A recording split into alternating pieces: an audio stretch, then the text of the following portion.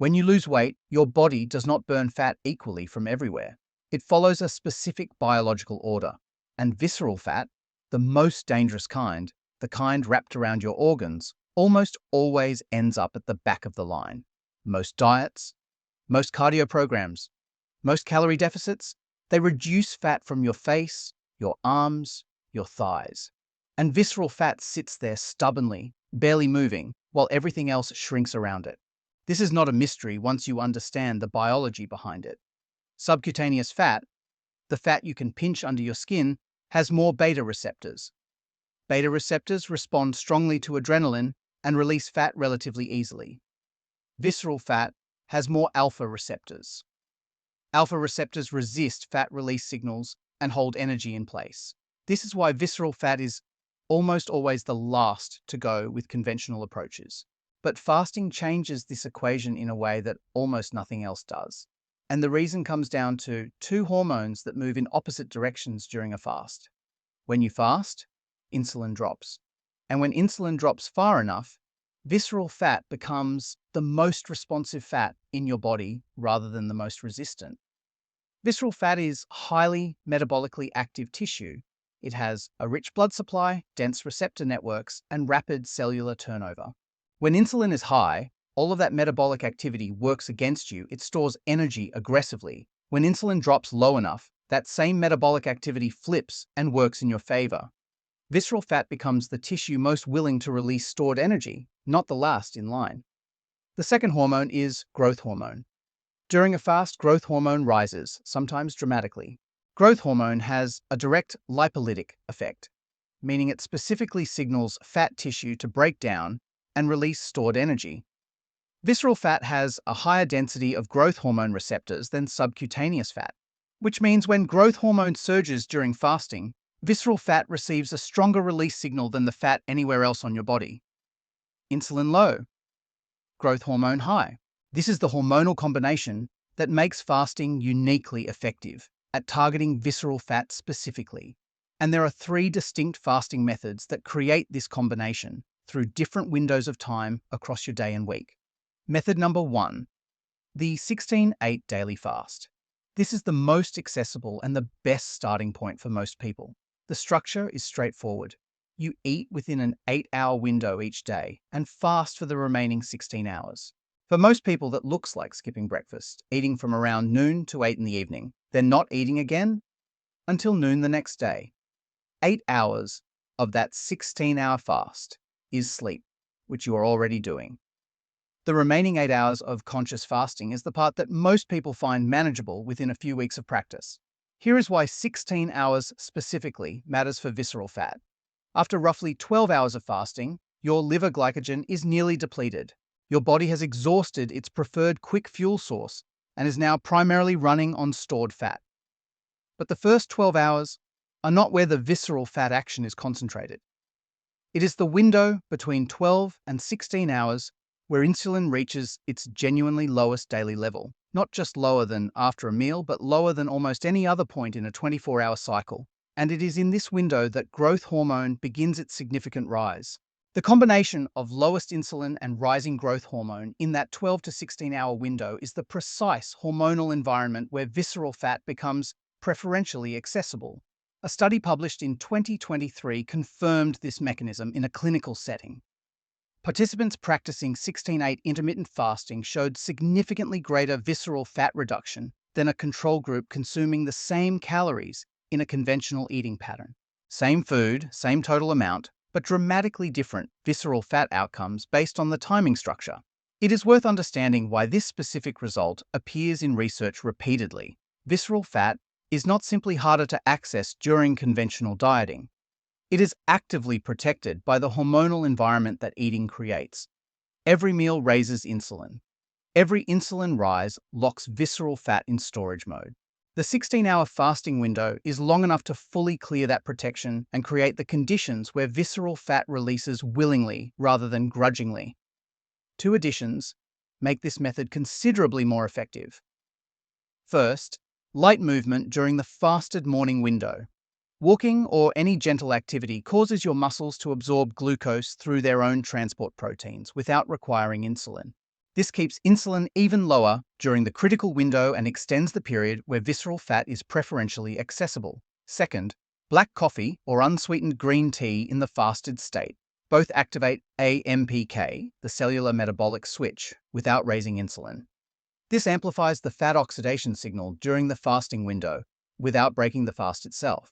Method number 2, the 3-hour insulin quiet zone before sleep. This is not a long fast. It is a precisely timed short window that targets the single most valuable fat-burning opportunity in your entire day. The structure is simple. Finish your last calorie-containing meal at least 3 hours before you go to sleep. After that cutoff, nothing with calories. Water, herbal tea, black coffee are all fine. But no snacks, no just a small bite, no healthy exceptions. Here is why this specific window matters so much for visceral fat. During deep sleep, your body releases growth hormone in its most concentrated daily pulses. The largest and most metabolically significant growth hormone release of your entire day happens in the first deep sleep cycle, usually within 90 minutes of falling asleep. But this release only happens efficiently when insulin is already low at the time you fall asleep. When you eat close to bedtime, insulin is still elevated when your head hits the pillow. Growth hormone and insulin are directly antagonistic hormones. When insulin is elevated, growth hormone release is significantly blunted. Your liver does not fully switch into fat oxidation mode. The overnight fat-burning shift that should run for 7 or 8 hours gets compressed and weakened. And visceral fat, which would have been the primary fuel during that overnight window, stays largely protected. When you create a 3-hour insulin quiet zone before sleep, insulin has time to come down before deep sleep begins. Growth hormone can fire at full strength during the first sleep cycle. Visceral fat becomes the primary overnight fuel source, and your liver spends the night mobilizing stored fat from your organs rather than processing the meal you just ate. Research from Brigham and Women's Hospital at Harvard confirmed a related principle. Eating at the same calorie level but later in the day significantly increased fat accumulation and reduced fat burning compared to eating earlier. Same food, same calories, but profoundly different metabolic outcomes based purely on the timing relative to sleep. The 3-hour quiet zone is the specific application of this principle for visceral fat. How this differs from Method 1. Method 1 targets the morning fasting window, where insulin reaches its low point after a night of not eating. Method 2 targets the nighttime fasting window, where growth hormone does its most significant fat-burning work. The two methods are not alternatives to each other. They are complementary windows, one at each end of your overnight fast. When practiced together, they create a sustained low insulin environment that bookends your sleep and dramatically extends the period where visceral fat is preferentially accessible. Method number 3, the weekly 24-hour fast. This is the most powerful method on this list, and it works through mechanisms that the other two cannot fully replicate. The structure is this. Once per week, you fast for a full 24 hours. Finish dinner on Sunday evening at 8 in the evening. Your next meal is at 8 in the evening on Monday. 8 of those 24 hours are sleep. You're consciously fasting for only 16 waking hours, which is manageable for most people with some practice. Water, black coffee, and unsweetened tea are all permitted throughout. Here is what happens inside your body across those 24 hours that does not happen in a 16-hour fast. At the 12-hour mark, glycogen is depleted and fat burning has begun. At the 14 to 16-hour mark, insulin is at its lowest and growth hormone is rising significantly. This is where Method 1 ends. But the 24-hour fast continues into new territory. Between 16 and 24 hours, insulin stays at its absolute minimum for an extended period. Growth hormone levels climb dramatically. Studies have shown that a full 24-hour fast can increase growth hormone concentrations by up to 5 times compared to the fed state. This level of growth hormone exposure is not achievable through any conventional dietary or exercise intervention. Autophagy also intensifies during this window. Autophagy is the process by which your cells clear out damaged components and recycle them for energy and repair. Visceral fat cells, being highly metabolically active, are particularly responsive to autophagy signals. Old, dysfunctional fat cells around your organs begin to be broken down and cleared. This is a mechanism of visceral fat reduction that goes beyond simple calorie burning and operates at the cellular level. Inflammation markers associated specifically with visceral fat also decline measurably during extended fasting periods. Visceral fat is an inflammatory tissue.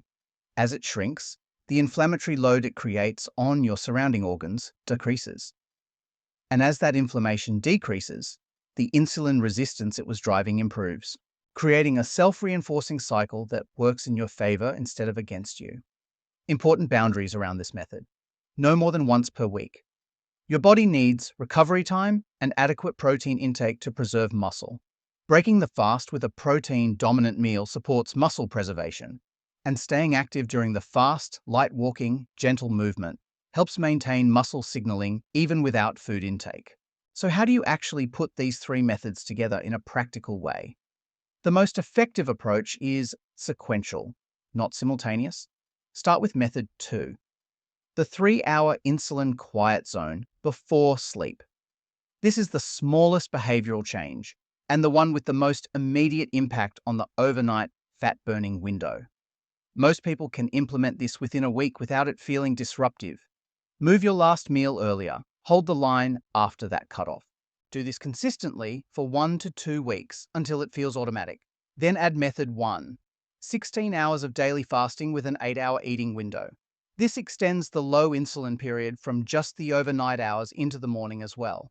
Combined with the quiet zone from method 2, you are now creating a sustained daily window of low insulin and elevated growth hormone that spans from your last meal in the evening all the way to your first meal at noon the next day. 16 or more consecutive hours each day where visceral fat is the preferred fuel source. Once both of these are established habits, add method 3, 1 24-hour fast per week. This becomes your weekly deep intervention.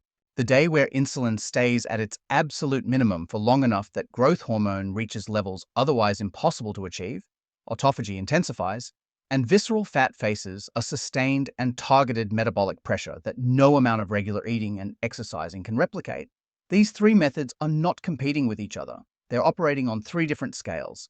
Method 2 works at the daily level, protecting the overnight window. Method 1 works at the daily level, extending the morning window. Method 3 works at the weekly level, creating a monthly rhythm of deep metabolic intervention. Together, they build a schedule where visceral fat faces low insulin conditions across morning, night, and 1 full 24-hour window each week. That is the environment where visceral fat finally stops being the last to go and becomes the primary target. Here is the broader point worth sitting with. Most fat loss advice focuses entirely on the fed state: what to eat, how much to eat, what not to eat. But visceral fat is uniquely protected during the fed state. It is during the fasted state, when insulin falls and growth hormone rises, that visceral fat becomes vulnerable. Fasting is not deprivation. It is the biological condition that specifically removes the hormonal protection visceral fat depends on for its persistence. And the 3 methods here are simply 3 ways of creating that condition with different durations and different timing to target the specific windows when visceral fat is most accessible. One more thing worth noting before you start. The transition into any fasting practice typically has an adjustment period of 1 to 2 weeks where hunger feels more prominent than usual. This is not your body telling you something is wrong. It is your hunger hormones recalibrating to a new pattern. Most people find that after the first 2 weeks, hunger during fasting windows decreases significantly as the body adapts to running on fat rather than glucose. The discomfort is temporary. The metabolic shift it creates is lasting. If this gave you a clearer picture of why fasting targets visceral fat specifically, and how to structure these methods in a way that builds progressively, go ahead and hit that like button.